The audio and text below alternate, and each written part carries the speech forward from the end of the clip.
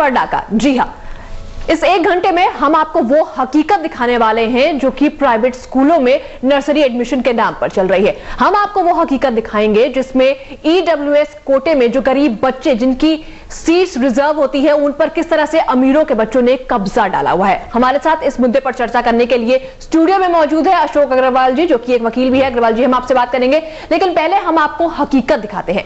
गणतंत्र दिवस के मौके पर सरकार ने एक बार फिर गरीब बच्चों को अच्छी शिक्षा देने का वादा किया, लेकिन दिल्ली में चल रही ईडब्ल्यूएस स्कीम की क्या हकीकत है, आज हम आपको ये दिखाने जा रहे हैं। सियासी वायदे जब मन से उतरकर जमीन पर पहुंचते हैं तो उनका क्या अंजाम होता है, आज हम ये आपको बताएंगे।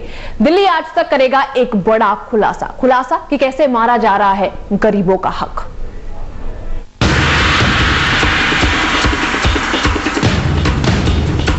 बहुमंजिला मकान, कमरों की छत पर फैंसी पंखे और घर के हर कमरे में लगे एसी।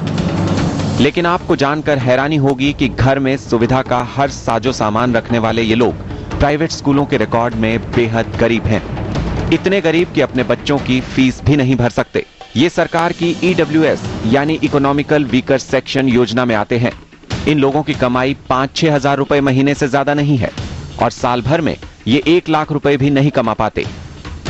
इसलिए बच्चों को गरीबों के लिए बने ईडब्ल्यूएस कोटे के तहत प्राइवेट स्कूलों में फ्री पढ़ा रहे हैं। मेरा तो केजी से गई है। अभी कौन सी क्लास? 5th में। अच्छा, बेटा भी वही है? हाँ, वो भी गया है पिछले साल ही। अच्छा, दोनों ईडब्ल्यूएस में हैं? कब से जाते हैं? बेटी को मेरे के 5 साल का है, 5 साल चल रहा है। बेटे को तो भी 1 ईयर स्टार्ट हुआ, नर्सरी एडमिशन 2nd में आ जाए, 3rd में उसमें केजी में आ जाएगा ये। तो अच्छा है, सही है, फ्री में क्या हो सकता है, बढ़िया है। नहीं तो हम लोग पढ़ाई पाते तो इतनी फीसें देनी तो वो नहीं होती ना।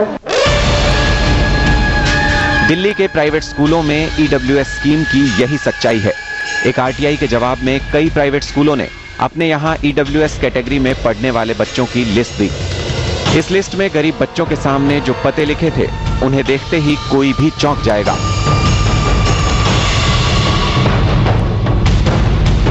मेरे पास कोई गरीब आदमी एडमिशन के लिए आया और मैंने किसी स्कूल वाले को अप्रोच किया कि इसका ईडब्ल्यूएस के अंदर आप एडमिशन करो, बच्चा ब्रिलियंट है, बट उन लोगों ने जो प्रोसेस समझाया वो मेरी समझ से परे था।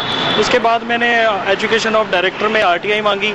जो रिप्लाई आए दे वर वेरी शॉकिंग, क्योंकि जो एड्रेसेस थे वहाँ तो गरीब आदमी रह ही नहीं सकता। लेकिन जब हमने दिल्ली की मुख्यमंत्री से इस हालत के बारे में पूछा तो वो इस सब से अनजान दिखी और हमसे ही कहा कि मंत्री जी को बताइए कौन नियमों का पालन नहीं कर रहा है। देखिए, मुझे बताइएगा, अगर जो आपके पास कोई ऐसी कंप्लेंट्स है, ऐसी कह देना कई जगह से आ रही है कंप्लेंट्स हो तो वो मंत्री महोदय के पास चले जाएं, सेक्रेटरी के पास चले जाएं, मेरे पास आ जाएं। चलिए मुख्यमंत्री साहिबा, अगर आपने हमसे पूछ ही लिया है तो हम आपको दिखाते हैं कि आपकी इस योजना का अंजाम क्या हो रहा है। प्राइवेट स्कूलों में 25% सीटें ईडब्ल्यूएस कैटेगरी के छात्रों को देने की सरकारी योजना है। सरकार का दावा है कि इस योजना पर सख्ती से अमल भी कराया जाएगा, लेकिन सचिवालय की दीवारों के भीतर बैठकर सरकार चलाने वालों को शायद इस योजना के जमीनी अंजाम का अंदाजा तक नहीं है। यानी एक बार फिर एक और योजना सिर्फ बयानों और कागजों में ही परवान चढ़ रही है। कैमरामैन मोहसिन तकवी के साथ अनुराग ढांडा, दिल्ली आज तक। चलिए, तो प्राइवेट स्कूलों का सच हमने आपको दिखाया। हमारे साथ अशोक जी इस वक्त स्टूडियो में मौजूद है, जो कि ऑल इंडिया पेरेंट्स एसोसिएशन के प्रेसिडेंट भी है। अशोक जी, हम आपने देखा कि किस तरह की हकीकत है प्राइवेट स्कूलों की, और ऐसे छोटे मोटे स्कूल नहीं है, नामी गिरामी स्कूल हैं जो कि बहुत साल पुराने हैं। क्या कहेंगे इस पूरे स्टिंग ऑपरेशन को देखकर आप? नहीं, देखिए, इसमें कितने % इस तरीके के एडमिशंस होते हैं ये कहना मुश्किल है, लेकिन ये बात सही है कि बहुत सारे लोग इस तरीके से सर्टिफिकेट बना लेते हैं। और क्योंकि इसमें अभी जो प्रेजेंट है वो ये है कि 1 लाख तक जिसका फैमिली इनकम है उसके सारे बच्चे जो हैं वो एलिजिबल हैं, और उसके लिए या तो किसी के पास बीपीएल कार्ड हो। अभी तो मजेदार ये भी है कि बहुत सारे ऐसे लोग हैं जो अच्छे खासे हैं, वेल ऑफ हैं, और उन्होंने बीपीएल कार्ड भी बना रखा है, तो ये भी प्रॉब्लम है। तो जिसके पास बीपीएल कार्ड है उसको एसडीएम से सर्टिफिकेट की भी, इनकम की सर्टिफिकेट की जरूरत नहीं है। फिर दूसरा ये भी देखने को मिला है कि बहुत सारे पेरेंट्स ने हमें भी बताया, जो जेन्युइन पेरेंट्स हैं उन्होंने भी ये बताया है कि वो जब एसडीएम के दफ्तर में जाते हैं तो उनको जो है ना आराम से कोई सर्टिफिकेट नहीं मिलता है, बहुत हरेसमेंट होती है। और अगर वो पैसा देते हैं तो कोई भी उनसे कोई जानकारी नहीं पूछता, कोई वेरिफिकेशन नहीं करता और सर्टिफिकेट दे देता है। और स्कूल वाले जो है उनको तो सर्टिफिकेट ही चाहिए। तो कोई भी व्यक्ति जो एसडीएम से मैनेज कर लेता है सर्टिफिकेट और स्कूल में अप्लाई करता है तो वो उस तरीके से एडमिशन ले लेता है। तो ये मुझे लगता है कि ये बहुत ही गलत है। और जो बच्चे जिनका हक बनना चाहिए, जिनका हक है, जिनके लिए ये सारा कुछ है, उनको अगर डिप्राइव करके ये लोग लेते हैं तो मुझे लगता है काफी जो है एक तरीके से गलत काम हो रहा है। अशोक जी, इस तरह का सर्टिफिकेट बनवाना आसान नहीं होगा, ऐसे में किस तरह से मैनेज कर लेते हैं एसडीएम से पूरा सर्टिफिकेट बनवाना? देखिए वहां पे पूरे टाउटिज्म सिस्टम आप जानते हैं। यहाँ तो आप चाहे तो आप किसी व्यक्ति, जिंदा व्यक्ति का जो है उसका डेथ सर्टिफिकेट भी कॉर्पोरेशन से ले सकते हैं। यहाँ तो सारा इस तंत्र जो है इस तरीके का करप्ट सिस्टम है कि आप जितने ज्यादा पैसे देंगे उतने कम समय में चीज आपको मिल जाएगी। और अगर पैसे नहीं देंगे तो ये जरूरी नहीं है कि आपको समय के बाद भी मिल जाए। तो इस तरीके का जो तंत्र है, मुझे लगता है कि जो एडमिनिस्ट्रेशन है वो उसमें जो करप्शन है वो नहीं हो तो ये सब चीजें हो सकती हैं। अब उसमें क्या वेरिफिकेशन प्रोसीजर है, आप एप्लीकेशन देते हैं, एप्लीकेशन के बाद एक पुलिस वेरिफिकेशन होती है, उसके अंदर पुलिस वाले जाके आपके घर से चेक करते हैं। यानी ऊपर से लेकर नीचे तक पूरा सिस्टम यहाँ पर करप्ट है। अगर वेरिफिकेशन होती है, कोई पुलिस वाला जाता है घर पे वेरिफिकेशन करने के लिए, वहां पर भी कुछ उसको पैसे देकर 100-200 रुपए देकर, तो बगैर पैसे लिए तो वो तो जेन्युइन केसेस में भी पैसे ले आते हैं, नहीं तो वो कहते हैं नहीं हम आपकी रिपोर्ट ही नहीं देंगे। तो इस तरीके का जो सारा का सारा सिस्टम है ना, ये एक तरीके से पॉल्यूटेड सिस्टम जो है वो परेशान करता है। और इससे क्या होता है कि जो गलत लोग हैं वो इस सिस्टम का फायदा उठाते हैं और फायदा उठा के नेचुरली उसका जो कॉस्ट होगा वो उन लोगों को देना पड़ेगा जो जेन्युइन लोग हैं।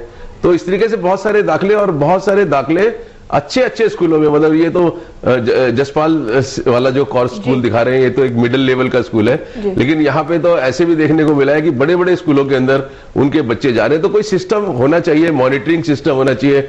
अभी इसी तरीके का प्रोविजन हमारे हॉस्पिटल्स के अंदर भी है, 41 हॉस्पिटल है दिल्ली के अंदर जिसके अंदर इस तरीके का।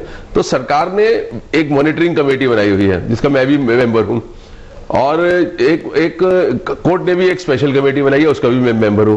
तो हम लोग रेगुलरली विजिट करते हैं। मैं ये नहीं कह सकता कि सिर्फ मॉनिटरिंग कमेटी बन गई है इसलिए हम ये गारंटी कर सकते हैं कि जो लोग भी वहां आते हैं वो बहुत एलिजिबल हैं, लेकिन फिर भी एक मॉनिटरिंग सिस्टम करने से, एक चेक सिस्टम करने से कई बार जो है रिड्यूस हो जाता है। कई बार हम जैसे हॉस्पिटल में जाते हैं और वो हमें स्कूल हॉस्पिटल मैनेजमेंट ये दिखाता है कि हमने जो है इस व्यक्ति को मुफ्त इलाज दिया है। हम उसका टेलीफोन नंबर देखकर उससे वहीं से बात करते हैं कि क्या सचमुच आपको मुफ्त इलाज दिया है। तो कई केसेस में उन्होंने बोला नहीं, हमसे तो इन्होंने पैसे ले लिए हैं। तो आप मॉनिटरिंग कर सकते हैं। तो मुझे लगता है कोई बहुत ऐसा नहीं है, इसको डिटेक्ट नहीं कर सकते आप। तो हॉस्पिटल से लेकर स्कूल तक हर जगह धांधली यहाँ पर सामने आ रही है। एक छोटा सा ब्रेक हम यहाँ पर ले रहे हैं और सवाल बड़ा यहाँ पर यही उठता है कि आखिरकार गरीब बच्चों को उनका हक मिल पाएगा या नहीं, क्या गरीब बच्चे अपनी पढ़ाई कर पाएंगे नहीं। ये चर्चा हमारी जारी रहेगी एक छोटे से ब्रेक के बाद भी। आप देखते रहिए दिल्ली आज तक के तहत प्राइवेट स्कूलों में गरीब बच्चों को 25% आरक्षण तो दे दिया, लेकिन ये जानने की कोई जहमत नहीं उठाई कि इस योजना का जमीन पर अंजाम क्या हो रहा है।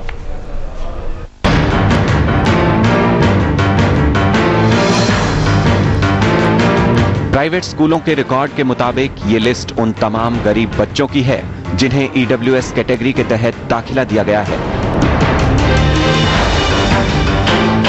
हमने इस लिस्ट के मुताबिक ये जानने की कोशिश की कि क्या ईडब्ल्यूएस कैटेगरी के छात्रों को तमाम सहूलियत मिल रही है।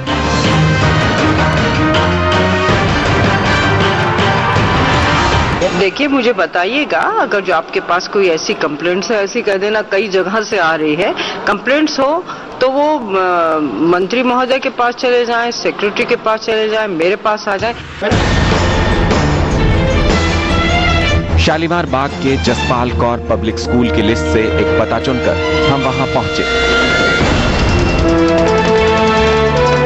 लेकिन उस पते पर जो मकान मिला उसे देखकर हम हैरान रह गए।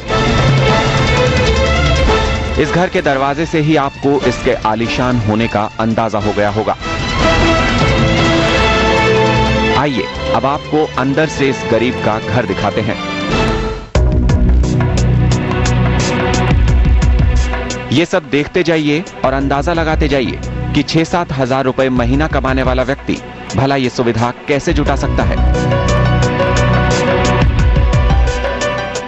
तो आपका नाम दिया था तो हम उसी के लिए आए थे कि EWS में कब से आपका बच्चा पढ़ रहा है? मेरा तो KG